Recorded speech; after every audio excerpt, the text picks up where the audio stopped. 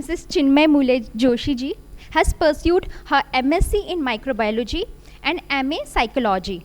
She is the author of the book Lokmata Ahilyabai Holkar, a queen of Indomitable Spirit. Now I request Chinmayeeji to introduce her book. We often meet some people in our lives and they just change our lives entirely. And then we think that I've never met a person like that before. I met such person 1 year ago.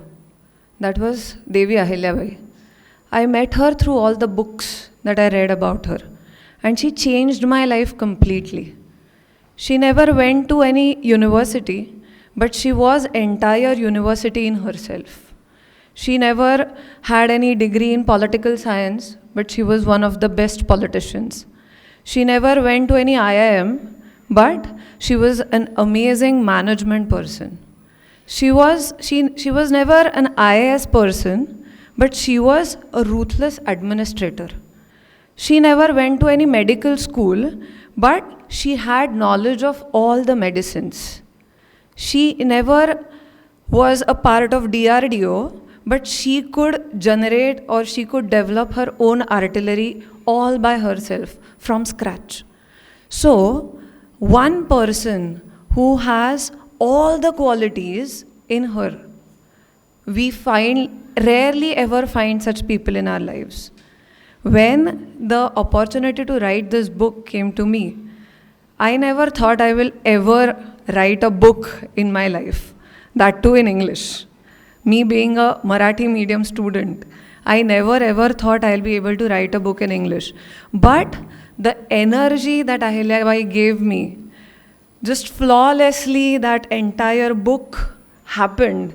And I am extremely grateful to Ahilyabai that she gave me this opportunity. It is the power of her entire being that inspires you in entirely different way.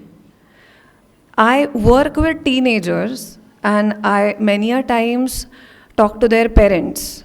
Everybody has the same complaint that our kids don't know what they want, what they are doing. Entire young generation is just directionless. Entire generation is not directionless, they just don't know whom to follow. So, this book of Ahilyabai is written mainly for these teenagers. It is written in these 61 small stories of Ahilyabai's entire life.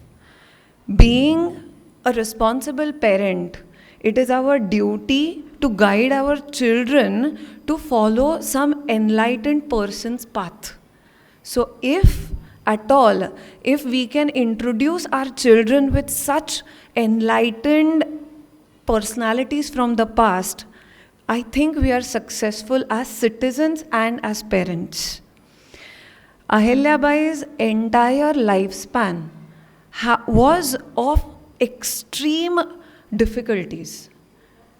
But at the same time, she belonged to the family which was one of the richest families in India.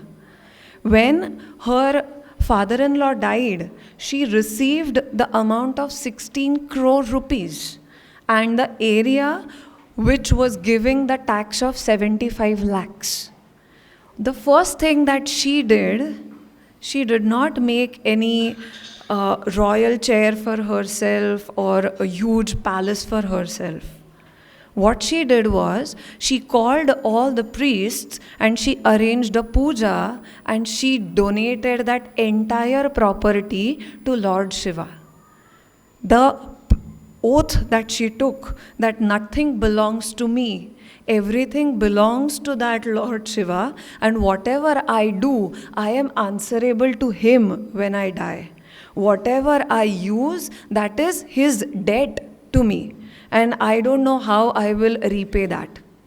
This simplicity, even when you have everything, is what we need to give our children. The package they'll get, but they don't know what to do with that money. They'll get the package of 20 lakhs, 1 crore, whatever it is.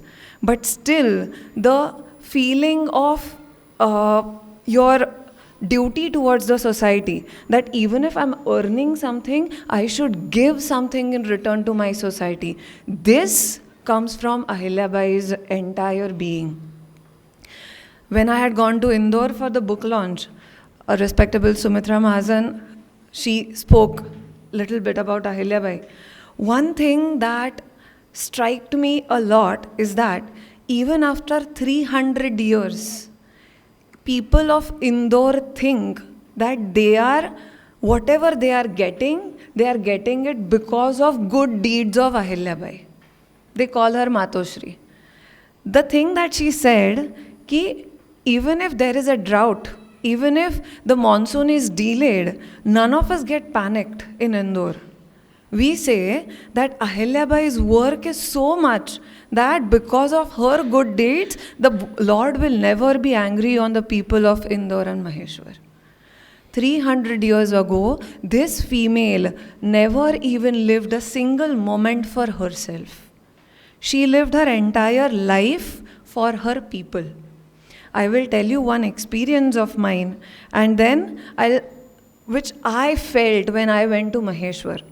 Ahilyabai, during her entire terrain of 30 years, kept on, she was a Shiva Bhakt. So she used to arrange every morning, there is one puja that used to happen. It's called as a Lingarchan puja. And during the month of Shravan, there was a puja called Koti Lingarchan puja. So every day, priests or Brahmins come, the soil from Narmada is brought, and every day when Ahilyabai was there, 108 priests used to make 1,25,000 linga, Shiva Linga. And then the puja used to be done, and it is again, they put it back into Narmada river.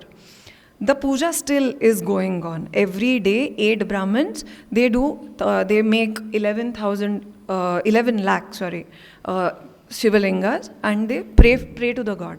Now this puja was not for her good. This puja was continued for her people, the wealth and well-being of her people. When I went to Maheshwar and when I got to know that this puja is still going on, I asked them if I can be a part of this puja. They agreed to that.